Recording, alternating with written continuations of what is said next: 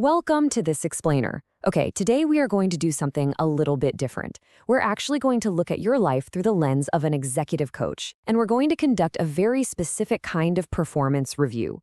But instead of looking at, your quarterly metrics or your productivity, we are going to analyze the hidden psychological maintenance costs of performing an identity. So let's just dive right into this. We really need to start by examining that quiet, honestly kind of unsettling feeling where your life looks absolutely perfect on paper.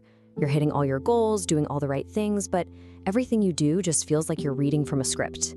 It's that persistent sense that you're watching a documentary of your own life. You are functioning, sure, but you aren't really living. You're present, but you're not actually here. If you've ever felt like the person looking back at you in the mirror is someone you're just pretending to be, well, you are exactly where you need to be today. Here's our roadmap for today's performance review. We're going to hit 1. The cost of performance, 2. Anatomy of the constructed self, 3. Navigating the messy middle, 4. 5 steps to reconnection, 5. The relational ripple effect, and finally, 6. Embracing the observer self. All right, section 1, the cost of performance, specifically looking at identity level burnout. What's fascinating here is that these aren't just signs of a breakdown. They're actually vital physical and emotional clues. A vague dissatisfaction or a kind of deep fatigue that sleep simply cannot fix usually points to unexplained inherited behavioral triggers. So to audit this for yourself, try a reflective journaling prompt tonight. Just write down moments from your day where you had an unexpectedly large emotional reaction to a seemingly tiny thing. That is literally your interior life trying to tell you that the performance is starting to crack. Just think about how much internal resource goes into maintaining this performance every single day. Every room you enter where you subtly adjust your register. Every conversation where you edit what you actually think before you speak. As an executive coach might tell you, the energetic maintenance cost of constantly performing a role just to ensure your social safety is simply unsustainable for high-achieving professionals. It literally hollows you out over time. Moving right along to section 2. The anatomy of the constructed self and the neuroscience of identity. First things first, you are absolutely not broken. You haven't permanently lost yourself. Your brain has simply scrambled its internal radio signal by spending years, maybe decades, constantly scanning your environment for external approval. When you're chronically self-monitoring, always asking, am I doing this right? What do they think of me? You actually destabilize your brain's default mode network. You override your own internal rhythms so often that eventually you just begin to hear static instead of music. Look at this comparison, because it is a total game changer. There is a massive difference between the feelings we learn to adopt for survival and the genuine feelings living right beneath that performance. The constructed self was built back in childhood. It's an adaptation designed to earn safety and warmth. But as an adult, carrying this adapted self forward means you are spending massive amounts of energy on what is essentially an outdated set of reflexes. The actual self, on the other hand, doesn't require all that constant maintenance. It's much quieter, way less judgmental, and far more honest. Next up is section 3, navigating the messy middle, which we also call the disorienting phase. Right now, you might find yourself in this present state, right in the middle, the disorienting in between.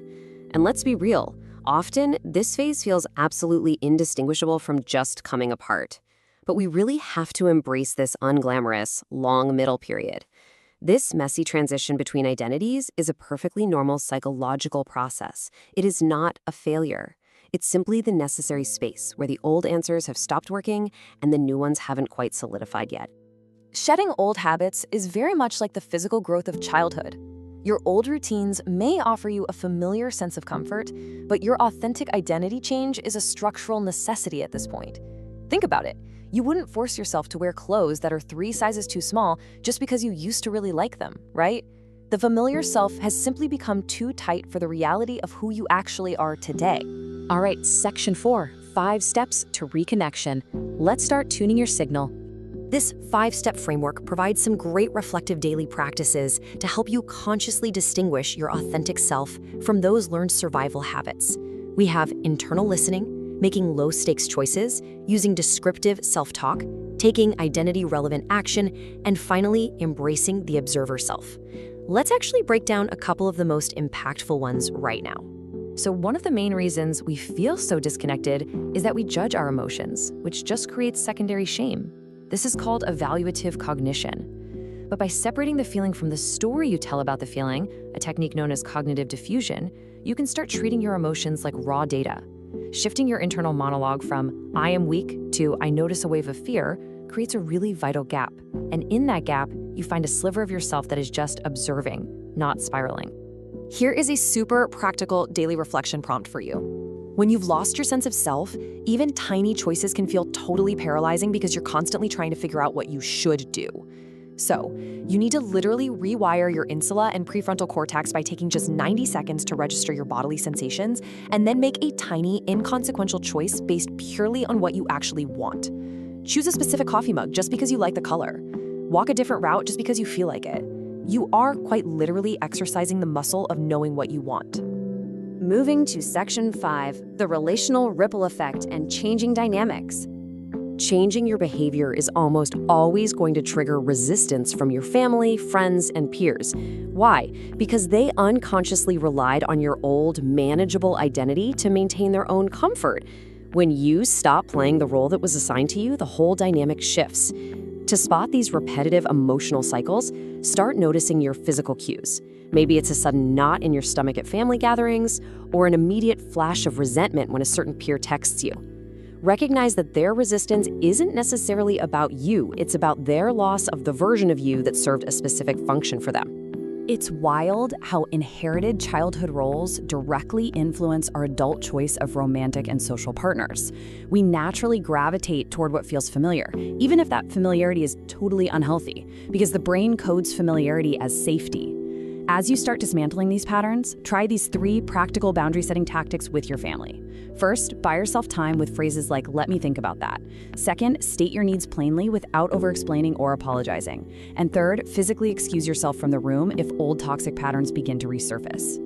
It is absolutely vital to process the grief of letting go of your old identity. That constructed self kept you safe for a very long time.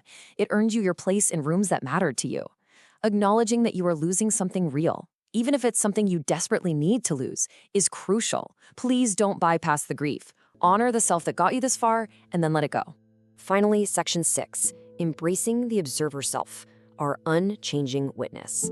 The hard truth is, you cannot think your way back to yourself. But what you can do is expand your awareness to realize that you are the one observing the anxiety, not the anxiety itself. The experiencing self feels all those turbulent emotions, but the observing self, that's the stable, unchanging witness. It's the exact part of you that is listening to my voice right now. It hasn't gone anywhere. I love this metaphor so much. You are not the weather, you are the sky. It beautifully reminds us that the observer self is never damaged by the turbulence of our emotional storms. The fog descends, the rain falls, but the sky merely holds it all. When you feel lost, you've just temporarily mistaken the clouds for the sky. So, I want to leave you with this final provocative thought.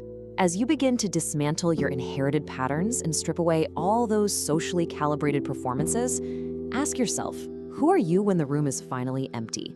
Stop working so hard to perform.